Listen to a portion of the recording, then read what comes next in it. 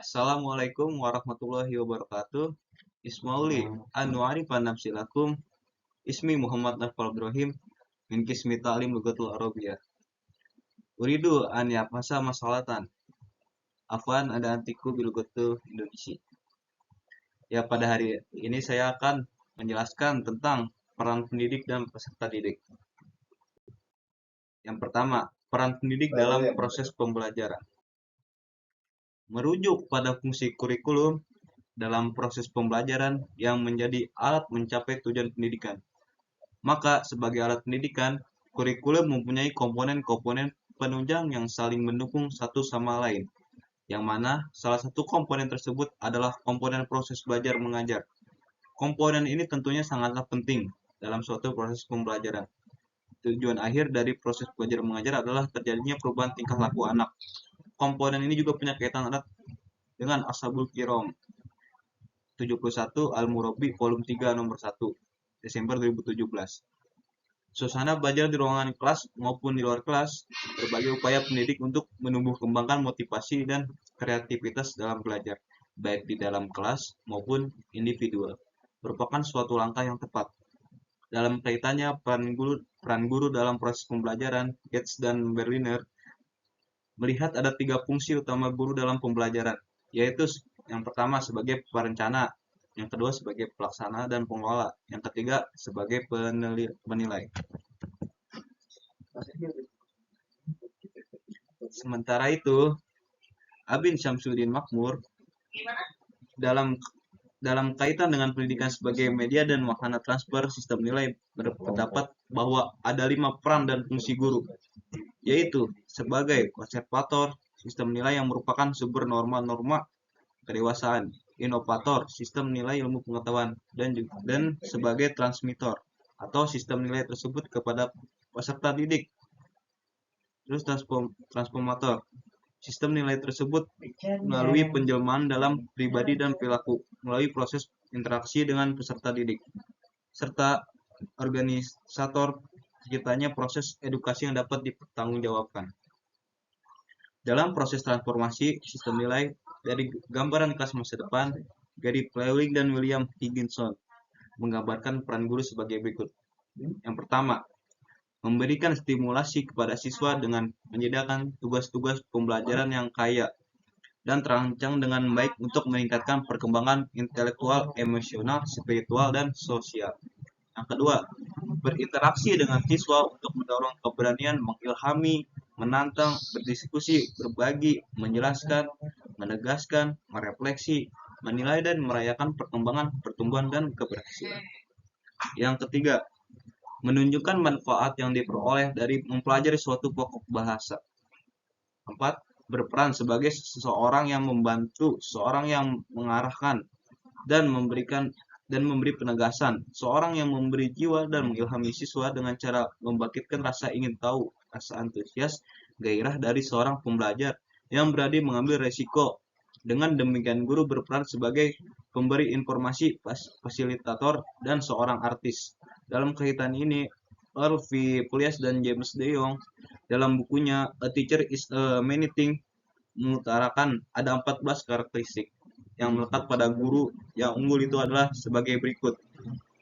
Guru sebagai guru, guru sebagai teladan, guru sebagai penasihat, guru sebagai pemegang otoritas, guru sebagai pembaharu, guru sebagai pemandu guru, sebagai pelaksana tugas rutin, guru sebagai insan visioner, guru sebagai pencipta, guru sebagai orang yang realistis, guru sebagai penutur cerita dan seorang aktor, guru sebagai pembongkar kemah, guru sebagai peneliti, guru sebagai penilai. Dr. Umar Hamalik dalam bukunya Psikologi Belajar dan Mengajar menulis peran guru yang pertama sebagai pengajar. Salah satu tugas yang harus dilaksanakan oleh guru di sekolah ialah memberikan pelayanan kepada para siswa agar mereka menjadi siswa atau anak didik yang selaras dengan tujuan sekolah itu. Kedua, sebagai pembimbing. Guru memberikan bimbingan bantuan terhadap individu untuk mencapai pemahaman dan pengarahan diri yang dibutuhkan untuk melakukan penyesuaian diri secara maksimum terhadap sekolah, keluarga, serta masyarakat. Dari pengertian beberapa ahli, masyarakat. Yang kedua, peran peserta didik dalam proses pembelajaran. Pengertian peserta didik menurut ketentuan Undang-Undang RI Nomor 20 Tahun 2003 tentang Sistem Pendidikan Nasional adalah anggota masyarakat yang berusaha mengembangkan potensi diri melalui proses pembelajaran yang tersedia pada jalur jenjang dan jenis pendidikan tertentu. Peserta didik adalah belajar dan pembelajaran teori dan konsep dasar dalam proses pembelajaran basis multikultural al-murabbi. Orang yang punya pilihan untuk menempuh ilmu sesuai dengan cita-cita dan harapan masa depan. Dari pengertian beberapa ahli, bisa dikatakan bahwa peserta didik adalah orang atau individu yang mendapat pelayanan pendidikan sesuai dengan bakat, minat, dan kemampuan agar tumbuh dan berkembang dengan baik serta mempunyai kepuasan dan dalam menerima pelajaran yang diberikan oleh pendidiknya. Dalam konteks pembelajaran dilakukan secara historis, filsafat pendidikan dibagi menjadi dua, guru sebagai pusat pembelajaran dan siswa sebagai pusat pembelajaran. Fisiologis dikatakan cenderung lebih otoriter dan konservatif dan menekankan pengembangan nilai-nilai dan pengetahuan yang telah hadir sejak dulu sampai sekarang. Aliran pokok dari filsafat yang berpusat kepada guru yaitu esensialisme dan perennialisme. Studi centered filosofis lebih berfokus kepada pembelajar kontemporer dan relevan serta menyiapkan siswa untuk perubahan di masa depan. Sekolah dipandang sebagai suatu lembaga yang bekerja dengan kaum muda untuk membangun dan memperbaiki masyarakat atau membantu para siswa menyadari tanggung jawab individual mereka di masyarakat. Aliran pokok dari paham ini adalah progresivisme, rekonstruksionisme sosial, dan eksistensialisme. Dalam paham ini, siswa dan guru bekerja sama untuk menentukan apa saja yang harus dipelajari dan bagaimana cara terbaik untuk mempelajarinya. Yang ketiga, peran pendidik dan peserta didik dalam proses pembelajaran berbasis multikultural. Dalam pembahasan tentang kurikulum pendidikan yang berbasis multikultural mencakup pada 4 komponen, yaitu kompetensi, materi, proses pembelajaran, dan evaluasi. Berdasarkan 4 komponen tersebut, penulis memfokuskan pada proses pembelajaran. Proses pembelajaran merupakan salah satu komponen dari kurikulum pendidikan berbasis multikultural. Menurut Martha Smith, ada 3 karakteristik bagi kurikulum pendidikan yang berorientasi pada proses.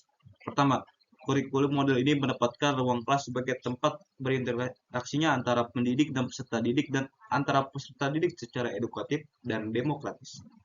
Kedua, kurikulum model ini memerlukan adanya setting dan layout ruang yang dinamis agar proses komunikasi dan interaksi edukatif antara peserta didik dapat berlangsung dengan mudah. Ketiga, kurikulum model ini menempatkan peserta didik sebagai subjek dalam proses pembelajaran. Karena fokusnya pada proses interaksi, maka kurikulum model ini menuntut adanya perubahan cara pandang dari kegiatan pengajaran ke kegiatan pembelajaran berdasar orientasi di atas. Yang perlu dilakukan oleh guru adalah melihat latar belakang kultural dan keagamaan siswa.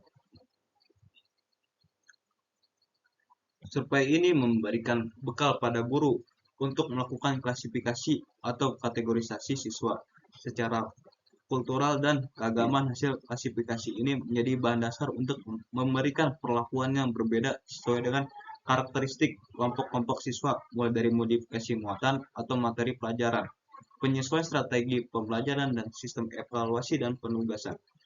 Program kedua menitik beratkan pada upaya guru untuk membawa siswa agar mengalami langsung interaksi dalam keragaman.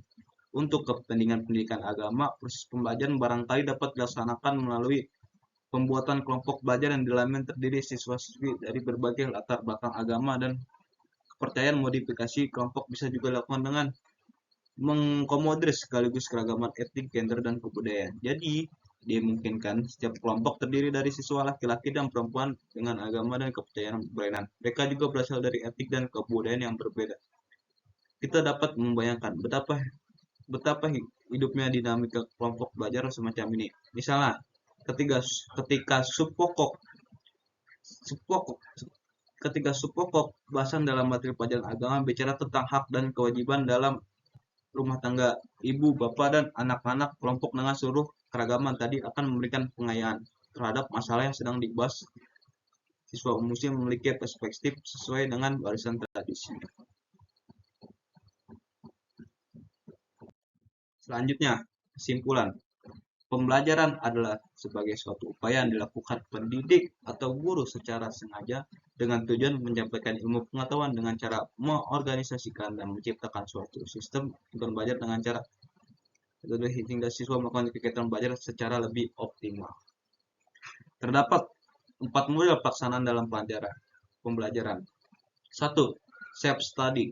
Model pertama ini memusatkan perhatian pada diri siswa agar siswa dapat memusatkan perhatian perlu disarankan oleh dirinya sendiri dan bantuan dari luar, yaitu guru siswa harus dapat mengintegrasikan pengetahuan yang baru diterima ke dalam pengetahuan yang telah dimilikinya. Kedua, cara mengajar tradisional. Pada model ini, kegiatan utama siswa adalah mendengar dan mencatat apa yang diceramahkan guru. Seberapa jauh siswa mendengar apa yang diceramahkan guru tergantung pada ritme guru membawakan ceramah itu sendiri. Siswa akan dapat mengintegrasikan apa yang didengar ke dalam pengetahuan yang telah dimiliki apabila siswa dapat mengaitkan pengetahuan dengan apa yang diingat. 3. Model persaingan. Model ini menekankan partisipasi siswa dalam kegiatan pembelajaran. Semua siswa harus aktif dalam kegiatan kelompok tersebut. Seberapa jauh siswa dapat berpartisipasi dalam kegiatan akan ditentukan oleh seberapa jauh kegiatan memiliki kebebasan dan dapat membangkitkan semangat kompetisi. Yang keempat, model kolaboratif. Model ini secara khusus menekankan kerjasama di antara para siswa. Kegiatan siswa diarahkan untuk mencapai tujuan bersama yang telah menjadi konsensus di antara mereka. Konsensus ini didasarkan pada nilai-nilai yang dihayati bersama oleh. Karena itu, dalam kelompok senantiasa dikembangkan pengambilan keputusan, kebersamaan dan kerjasama di antara para siswa untuk mencapai tujuan belajar bersama. Lebih lanjut dalam proses pembelajaran berbasis multikultural yang perlu dilakukan oleh guru adalah melihat latar belakang kultural dan keagamaan para siswa.